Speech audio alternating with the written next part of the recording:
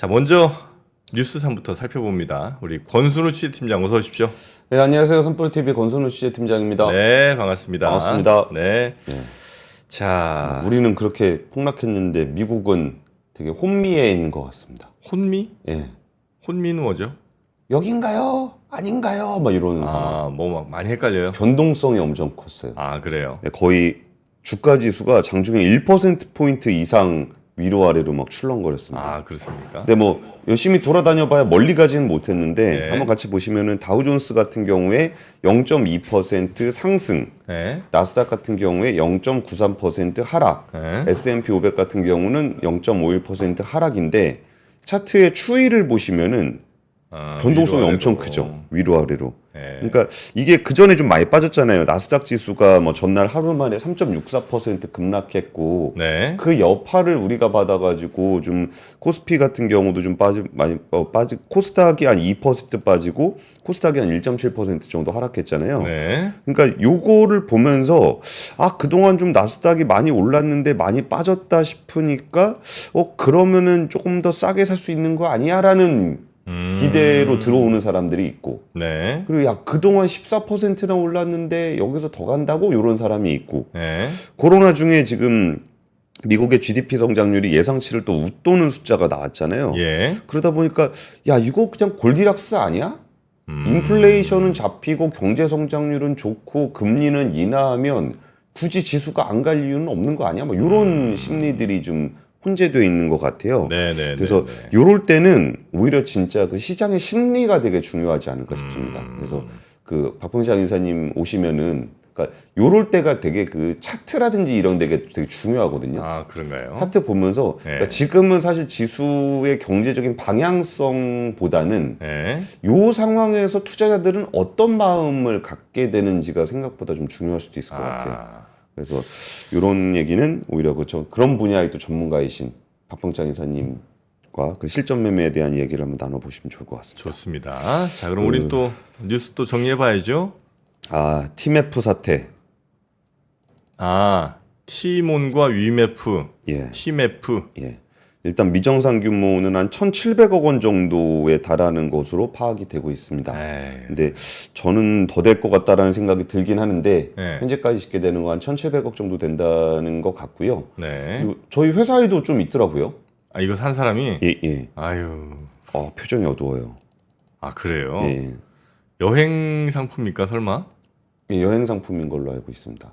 아. 지금 제일 타격을 많이 본 쪽이 여행인 것 같은데 그러니까. 그것도 위메프하고 티몬하고 상황이 조금 다르더라고요. 그렇게 휴가 가지 말라고 그렇게 얘기를 했는데.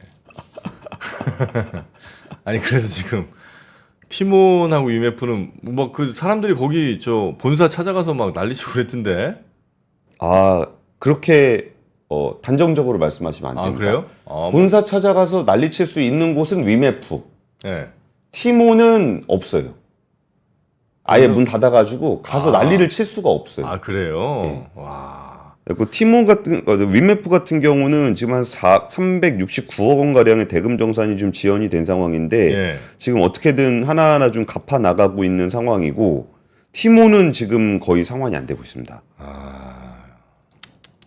아니, 그래서 지금 뭐 어떻게 정부가 이 문제점을 미리 파악을 했었다고요? 네, 좀 어느 정도 파악하고 있었던 걸로 보이는데, 그러니까 여기서 일단 제가 처음에 이거 얘기할 때 그 여행사 회장님 한번 얘기 드린 적 있잖아요. 고객이 돈을 보내면은 그 돈 받아가지고 줘야 된다고, 뭐 호텔이라든지 비행기 줘야 되는데, 그렇죠. 그 사이에 그 기간에 돈이 남는다고 고여 있다고. 근데 이게 계속 돌다 보면 이게 1년 내내 고여 있어가지고 되게 뺏쓰고 싶은 마음이 생긴다는 말씀을 그때 드렸었잖아요. 그리고 그거 뺐으면 망한다. 근데 어제 금융감독원 이세훈 수석본장이 했던 얘기 중에 무리하게 사업 영역을 확장하는 과정에서 일부 자금 사용 가능성이 있다라고 좀 설명을 했어요. 큐텐에서? 티몬 리메프. 그러니까 이제 큐텐이 그거 사업 자금을 막 땡겼을 거 아니에요? 그걸 아직까지 파악하지는 못하고 있습니다. 그래요? 단정적으로 뭘 얘기하기는 어려운데 금융감독원도 여기에 대해서 구체적으로 지금 내역을 파악하고 있다라기보다는 그런 정황들을 보고서 좀 조사를 하고 있는 게 아닌가 싶어요. 네. 그리고 이게 지금 뭐 피지사, 카드사, 뭐 은행 선정산 대출 이런 건 좀 다 막혀 있는 상황이거든요. 근데 이게 막히면은 그 돈을 돌려준다고 하더라도 가질 않아요. 그러니까 정산대금을 TMF나 위메프에서 돌려주더라도 PG가 이걸 막으면 또 못 받게 되거든요. 그래서 그런 부분들은 일단 빨리빨리 좀 돌려줄 수 있도록 하라 그러고 있고요. 네. 또 중간에 또 못 받고서 환불해주면은 PG사가 망해버리는 경우도 있습니다. 그래서 그런 경우에는 카드사가 좀 손해를 보더라도 좀 이거를 좀 협조해달라 그러고 있고, 시몬스 같은 경우는 이제 거기에 환불 수수료 같은 거, 취소 수수료 같은 거 그냥 자기들이 감수하겠다 그러고 있고, 여행사들도 그래도 고객들 피해 보면 안 되니까 취소 환불 수수료는 자기들이 하겠습니다 이런 얘기들 좀 하고 있어요. 네. 그리고 여담으로 좀 나오는 거에서는 SNS에서 좀 봤던 얘기인데, 갑자기 어떤 판매자가 고객한테 전화해가지고 빨리 취소하라 그랬다는 거예요. 그래서 고객이 왜 취소하라 그러냐 그러니까 이유는 얘기 못 하니까 그냥 취소하라 그래가지고 그 고객이 이제 쌍욕을 박았다는 거예요. 네. 당신 뭔데 취소하라 말하냐고, 사유도 얘기 안 하냐고 막 그랬는데 알고 보니 위인이더라, 선인이더라. 그러니까 이게 지금 왜 그런 상황이었는지에 대해서는 얘기를 못 하지만 네. 뭔가 좀 느낌이 쎄하니까 이제 취소를 하라 그랬던 그런 사례들도 좀 전해지고 있습니다. 그리고 여기에 또 야놀자에서 네. 큐텐이 인터파크 커머스를 인수를 했거든요. 네. 근데 거기에 또한 주식을 받고서 1,800억 중에 한 1,600억 정도는 돈 아직 안 줬대요. 그래서 이것도 이제 못 받게 되면 좀 타격이 있을 수 있다라는 얘기가들이 좀 있고요. 만약에 그렇게 되면 원래 이제 뭐 인터파크 커머스를 이제 사기로 했어요. 샀다고 치고. 예. 근데 이제 대금 지급을 뭐 한 두어 달 뭐 밀리겠다. 이제 이렇게 됐다가 이제 그걸 못 준다는 거 아니에요? 예, 예. 그러면 원래 인수하려고 했던 인터파크 커머스 같은 경우는 원래 다시 야놀자한테 돌아가야 되는 거예요? 그러니까 구체적인 계약 내용을 좀 봐야 되겠지만 그렇게 될 가능성이 좀 높을 것 같습니다. 아, 그래요. 네. 근데 어쨌든 야놀자 같은 경우도 그 뭐 미국 상장한다라고 해서 이거 대금 또 받아서 뭐 하고 뭐 그럴라는 계획이 있었을 건데 네네. 거기에 좀 차질이 생길 수 있을 것 같고요. 아까 이게 정부가 좀 파악하고 있었다는 얘기를 좀 드리는 거는 이게 정부를 이렇게 막 정부를 무조건 비판하는 게 능사는 아니라는 생각은 해요. 네. 그게 왜 그러냐면은 이게 그 유통업체잖아요. 그러니까 유통업체에서 이걸 돈을 받아서 주고 이런 과정들을 정부가 이걸 다 관리 감독을 할 수는 없어요. 뭐 그렇겠죠. 그러니까 뭐 민간의 사적 계약을 다 할 수는 없잖아요. 예. 근데 이게 2년 전에 파악하고 있었다라는 얘기를 하는 이유가 뭐가 있냐면은 그 전자상거래법상 통신판매 중개업자인 티몬과 위메프는 그 전자지급결제 대행업 피지 사업의 대상이 됩니다. 그러니까 피지 사업자들 같은 경우는 금융감독원의 감독 대상이에요. 네. 그러니까 금융감독원의 요 대상이 되게 되면 어떨까? 전자금융감독 규정에는 뭐라고 되어 있냐면은 자기 자본이 항상 0을 초과해야 된다. 미정산 잔액 대비 투자 위험성이 낮은 자산 비율을 100% 이상으로 유지해야 된다. 이게 뭐냐면은 어느 정도 유동성을 계속적으로 확보를 하고 있어야 되는 부분들이 규정상으로 있다는 겁니다. 그리고 이게 위메프하고 티몬 같은 경우는 2022년부터 감독 규정상 비율을 지키지 못해서 여기에 대해서 금융당국과 경영계산 협약을 맺어온 상황이라는 거예요. 아. 그러니까 여기가 막 은행처럼 금융업을 하는 데는 아니기 때문에 이 기준을 못 지킨다고 해서 금융감독원이 바로 들어가서 영업정지를 시킨다거나 그렇게까지 타이트하게 관리하진 않아요. 네. 그러니까 여기에 그 감독 규정을 지키지 못하고 있으면 경영개선화 협약이라 그래서 이른바 MOU라고 보통 부르는 거 있잖아요. 잘 좀 하자. 뭐 이 정도. 그러니까 요거 좀 빨리 개선해서 지켜라. 지켜야지. 예, 그런 식으로 하는 협정이에요. 예. 그러니까 이제 강제성 있는 개선 조치로 이어지진 않는 거죠. 그러다 보니까 이게 이제 금융감독원에서 뭐라고 설명하고 있냐면은 이게 그 이커머스의 초기 업체들이 대부분 적자다. 뭐 그렇겠죠. 그쵸. 예. 그러니까 이게 들어오는 돈, 나가는 돈 계산해 보면 나가는 돈이 더 많으니까 적자가 나는 거잖아요. 예. 그러니까 초기에 대규모 투자가 이루어지기 때문에 자기 자본 기준을 충족하기 어려운 측면이 있다.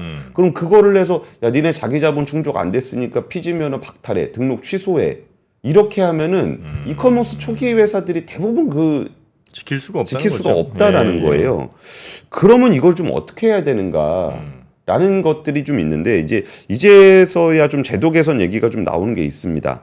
어제 그 국회 정무위원회 업무보고에서 김소영 금융위원회 부위원장이 뭐라 그랬냐면은 전자금융 사고에 대비한 책임 이행 최소 가입 금액을 2억 원이 너무 낮다라는 지적에 있어서 상향 검토를 해보겠다. 2억 원은 좀 낮긴 낮죠. 네. 여기서 거래되는 금액이 얼만데 2억 원은 좀 과도하게 낮은 게 좀 있는 것 같고요. 그리고 저는 이 부분도 좀 필요하다는 생각이 좀 드는데 그 유입된 자금 그 고객 돈이 있잖아요. 고객 돈. 그 고객 돈을 그냥 갖다 쓰지 말고 그러니까 금융회사에 에스크로 계약을 체결하도록 유도하겠다는 방침입니다. 그러니까 고객 돈이잖아요. 그렇죠. 그리고 줘야 되는 돈이잖아요. 그러니까 중간에 자기가 뺐으면 저는 안 된다고 생각을 하거든요, 최소한. 네네. 근데 그 부분이 이제 뭐 기업이 좀 더 이렇게 빠르게 안착하고 성장하기 위해서 자금을 좀 뭐 쓸 수 있으면 좋지 않냐라고 하고는 있는데 저는 이 부분은 에스크로 계약이 맞다고 봅니다. 그렇죠. 근데 이제 지금 현재 요거는 2022년부터 이미 이 회사들의 자금 사정에 조금 빨간불은 들어왔는데 거기에 대해서 정부가 아주 뭐 하드하게 뭐 관리하지 못했다 요 정도 책임을 지금 얘기하는 거죠? 전자금융업자로서. 예. 아니 또 분명히 또 이런 이제 뉴스와 함께 결국 정부가 또 책임을 져란지 이렇게 아마 갈 가능성이 좀 클 것 같아서 그렇게 아니요, 이거는 민사상의 계약이기 때문에 예. 그렇게 되지는 않아요. 이거 정부가 어떻게 물어줘야 될지, 그러니까 이거를 그냥 뭐 정부가 뭐 좀 해야 된다라고 이제 얘기를 하기는 쉬운데 그럼 누가 어떻게 왜가 잘 안 나와요. 그래서 이제 공정거래위원회에서 집단 소송을 지원한다거나 그런 얘기는 좀 나오는 것 같아요. 그러니까 같이 민사 소송 한다 그랬을 때 좀 어려우면 정부 좀 도와주고 뭐 그런 거 있는데, 근데 이거를 세금으로 갚아줄 수는 없는 거 아니에요? 세금으로 갚아주면 안 되잖아요. 근데 이제 또 정부가 이렇게 관리 못한 책임을 정부가 져야지 왜 소비자가 지냐 이제 이런 식으로 또 나올 수도 있죠. 뭐 또 뭐 손해 본 분들 입장에서는 어떻게든 그러니까 손해 본 입장은 그런데 예. 정프로님이 낸 세금으로 그걸 갚아주라고요? 그런 일이 뭐 한두 번입니까? 자주 있지 않나요 그런 게? 예. 여튼 그래서 뭐 중요한 건 그런 위험 사인이 없진 않았다. 그러니까 정부는 책임지면 책임은 지는 건데 그 돈을 정부가 내주는 건 좀 아닌 것 같은데. 과연 그럴까? 그러니까 정부에 그 인사 책임을 져야 되는 사람들은 네. 뭐 인사적으로 책임을 진다거나 뭐 규정을 제대로 저기 안 한 사람은 징계를 받는다거나 뭐 그런 거는 있을 건데 그걸 돈으로 갚아준다는 거는 잘 모르겠습니다. 이건 그냥 뭐가 옳으냐 그러냐의 문제를 떠나서 그런 그림으로 갈 가능성이 저는 매우 높다고 봅니다. 네.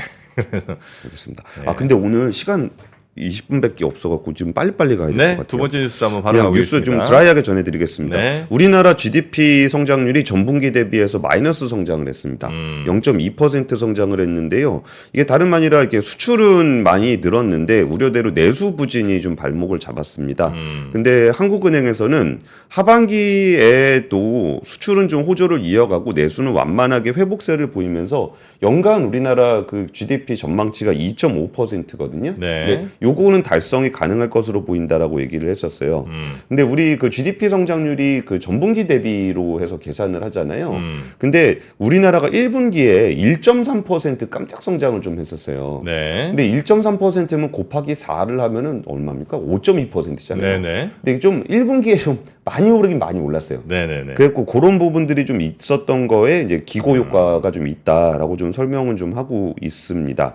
그리고 내수 기여도가 마이너스 0.1%포인트로 내수가 좀 어렵다. 우리가 좀 생활할 때 체감하기에 경제가 좀 안 좋다라고 느끼는 부분들이 이런 요인으로 보시면 될 것 같습니다. 네. 반대로 미국 같은 경우는 경제 성장률이 2.8%가 나왔어요. 근데 우리나라랑 직접 비교를 하시면 안 되는 게 2.8% 여기는 전분기 대비는 똑같은데 연율로 계산을 합니다. 그러니까 곱하기 4를 했다라고 좀 보시면 될 것 같아요. 네. 그러다 보니까 성장률은 많이 높게 나와 있는 상황에서, 그러니까 여기가 전년가의 그 예상치보다 더 높은 성장률이 나왔거든요. 근데 경제 성장은 잘 되고 있는 상황에서 인플레이션은 좀 잡히고 있고 9월에는 금리 인하를 할 거다라고 보는 사람이 거의 100%잖아요. 그러다 보니까 그러면 이게 골디락스 아니겠냐라는 네. 얘기가 좀 나오고 있어서 좀 미국과 한국의 그 어제 GDP와 관련한 온도차는 좀 있었다라는 말씀을 좀 전해드리겠습니다. 네. 자, 그리고 세 번째 뉴스도 한번 가볼까요? 예, 세 번째 뉴스는 좀 기분 나쁩니다. 음. 그 하이닉스가 어제 그 분기 영업이익 5조 원대의 영업이익을 기록을 하면서 사상 최대 매출과 5조 원의 영업이익을 기록을 했어요. 네. 그래갖고 진짜 되게 좋았는데 주가는 8.8% 넘게 하락했습니다. 와, 그 큰 주식이 네. 8% 거의 9% 가까이 하락을 했다는 게 참. 하이닉스의 연결 기준 영업이익은 5조 4천억 원입니다. 분기 영업 기준인데 네. 지난해 영업이익이 얼마였는지 상상 한번 해보세요. 지난해? 예. 지난해 영업이익? 영업이익 2분기에. 지난해 2분기 영업이익? 예. 마이너스 5천억 아닌가? 마이너스 2조 8천억. 아, 작년 하여튼 뭐 그랬던 거야. 네. 마이너스 2조 8천억 마이너스에서 네. 5조 4천억이 플러스니까 네. 정말 무시무시한 그 역전이죠. 매출은 16조 4천억 원으로 같이 보실까요? 근데 볼 시간이 별로 없겠다. 네. 예.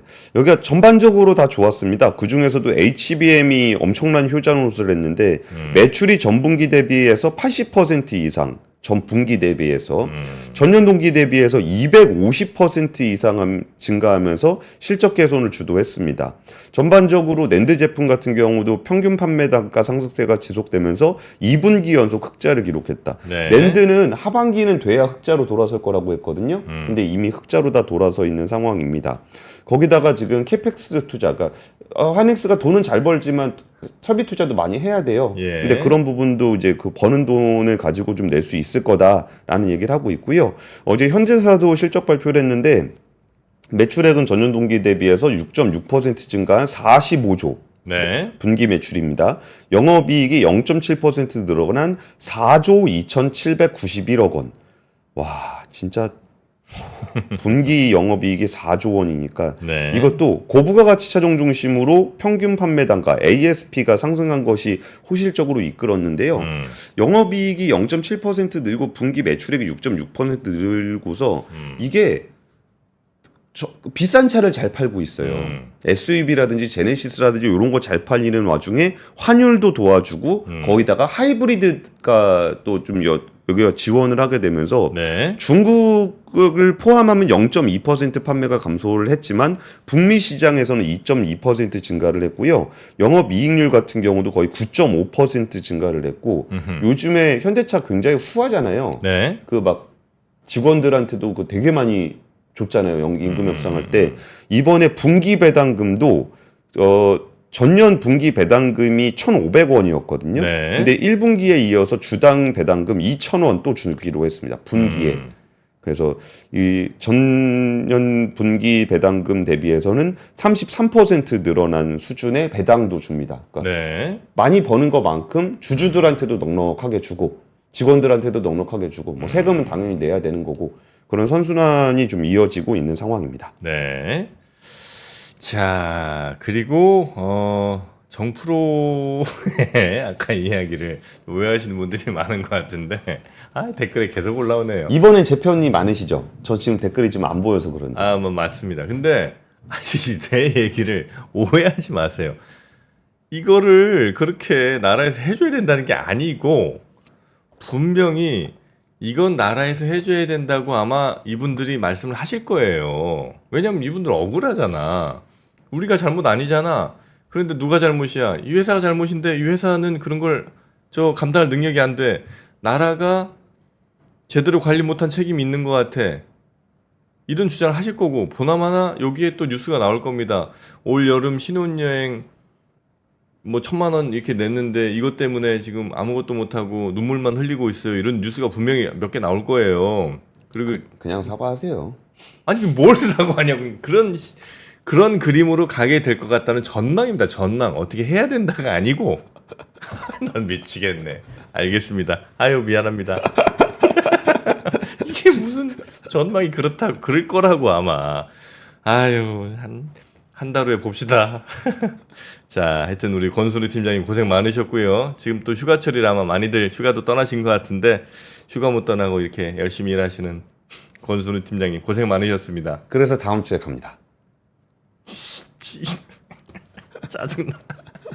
자, 고맙습니다. 네, 진짜 다음 주에 일주일 동안 자리를 월요일부터 없어요? 예. 아 그래? 저희 취재팀 유정훈 기자와 이주호 기자가 제 빈자리를 메워줄 예정입니다. 뭘 이렇게 오래 가? 알았습니다. 애가 어리잖아요. 다녀오세요. 고맙습니다. 예, 감사합니다. 네. 박근영, 이선영, 사경인, 염승환 투자 마스터들의 세심한 케어로 건강한 투자 습관을 만드세요. 3프로 멤버십 3프로 앱에서 확인하세요.